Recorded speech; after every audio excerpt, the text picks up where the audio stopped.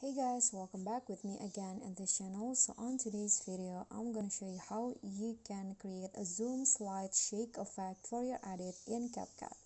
So first, just prepare your clip and then click on it and add keyframes like I did, like this. At the beginning, near the end of the clip, and also at the end of the clip.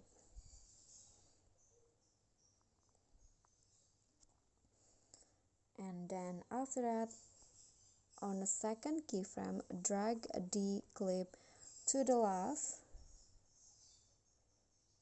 and then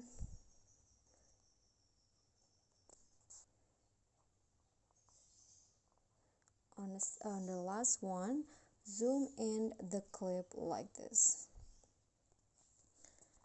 So it will go like this. And then after that, in between the last two keyframes, go to grab, then select the ease in one. And you can just cut your clips into a few parts.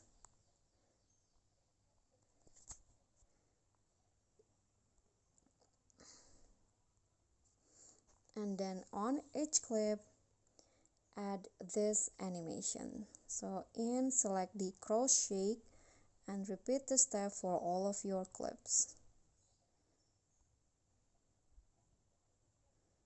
After that, you are done, and here is the result.